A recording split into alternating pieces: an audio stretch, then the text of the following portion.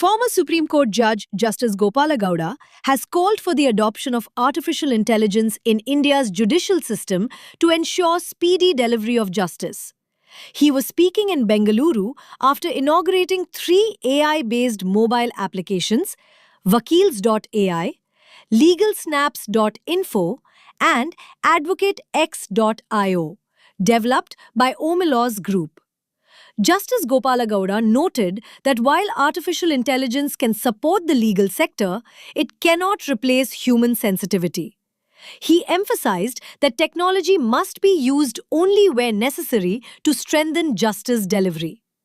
Highlighting concerns within the judiciary, he stated that delivering different justice to the rich and poor, or based on caste, also amounts to corruption and warned against family-based influence in judicial appointments.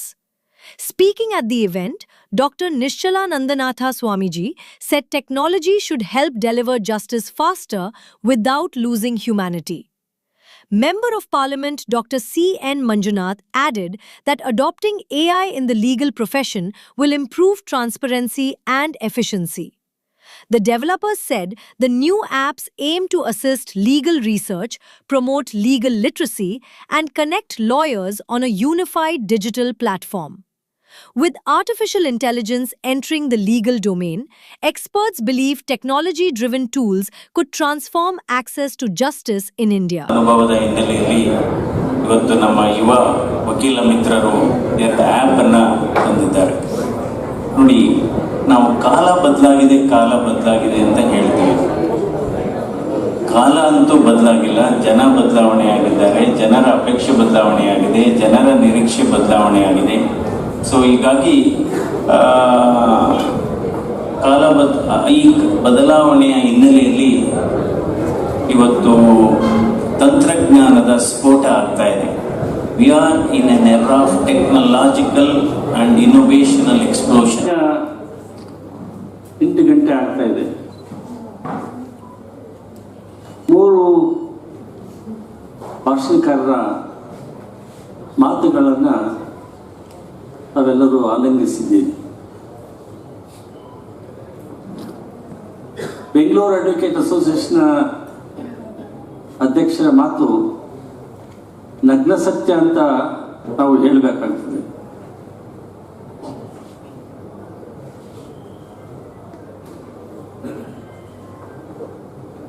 ದೇಶದಲ್ಲಿ ಅಥವಾ ಪ್ರಪಂಚದಲ್ಲಿ ಕ್ರಾಂತಿಕಾರಕ ಬದಲಾವಣೆಗಳು ಅವಶ್ಯಕತೆ ಇದೆ. ಕ್ರಾಂತಿ ಅಂದರೆ ದಿಗ್ಭ್ರಮೆ ಪಡಿತಕ್ಕಂತಹ ಜನ, ರಾಜಕೀಯ ಪಕ್ಷಗಳ ನಾಯಕರು ನಮ್ಮನ್ನು ಆಳ್ತಾ ಇದ್ದಾರೆ. ಬದಲಾವಣೆ ಬಹಳ ಅವಶ್ಯಕತೆ ಇದೆ. ಬದಲಾವಣೆ ಪ್ರತಿ ಕ್ಷಣಕ್ಕೂ ಕೂಡ ಹೇಳ್ತಾ ಇವತ್ತು ಆರ್ಟಿಫಿಷಿಯಲ್ ಇಂಟೆಲಿಜೆನ್ಸ್ ಎಲ್ಲ ಕ್ಷೇತ್ರಗಳಲ್ಲಿ ದಾಪುಗಾಲ ಇಡ್ತಾ ಇದೆ.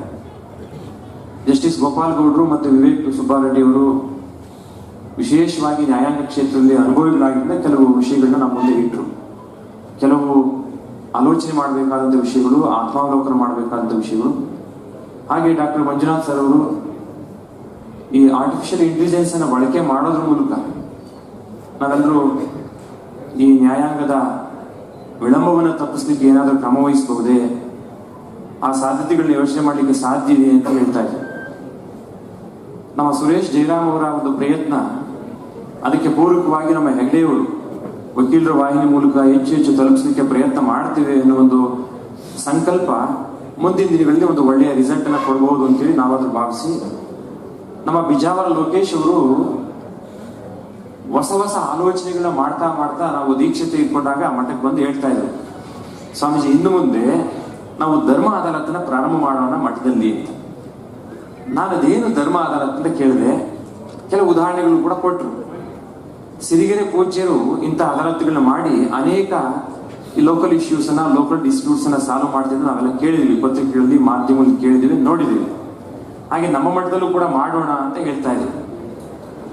ಈಗ ಅದಕ್ಕೆ ವಿಶೇಷ ಆಲೋಚನೆ ಮಾಡುವಂತ ಸಂದರ್ಭದಲ್ಲಿ ನನಗೆ ಕನ್ಫ್ಯೂಷನ್ ಆಯ್ತು. ಅವ್ರು ಹಿಡ್ಕೊಂಡ್ಬಿಟ್ರೆ ಜಿಗಣಿ ತರ ಹಿಡ್ಕೊಂಡ್ಬಿಡ್ತಾರೆ ನಮ್ಮ ಬಿಜಾವರ ಲೋಕೇಶ್ ಅವರು. ಅವ್ರ ಹತ್ರ ಇರುವಂತ ಒಂದು ವಿಶೇಷ ಆಸಕ್ತಿ ಥಾಟ್ಸ್ ಪ್ರವೋಕಿಂಗ್, ಹೊಸ ಆಲೋಚನೆಗಳು ಮಾಡಬೇಕು, ಹೊಸ ವಿಧಾನಗಳು ಕಂಡ್ಕೋಬೇಕು ಹಾಗೆ ಅಂತ ಹೇಳ್ತಾ ವಿಶೇಷವಾಗಿ ಇವತ್ತು ನಮ್ಮ ಸುರೇಶ್ ಜೈರಾಮ್ ಅವರ ವಕೀಲರ ಸಮುದಾಯಕ್ಕೆ ನ್ಯಾಯಾಂಗ ಇಲಾಖೆಗೆ ವಕೀಲರು ತಮ್ಮ ತಮ್ಮ ರೆಸ್ಪಾನ್ಸಿಬಿಲಿಟಿಯನ್ನ, ತಮ್ಮ ಅಕೌಂಟಬಿಲಿಟಿಯನ್ನ, ತಮ್ಮ ಪಾಸಿಬಿಲಿಟೀಸ್ನ ಎನ್ಹಾನ್ಸ್ ಮಾಡ್ಕೊಳ್ಳಿಕ್ಕೆ, ಐಡೆಂಟಿಫೈ ಮಾಡ್ಕೊಳ್ಳಿಕ್ಕೆ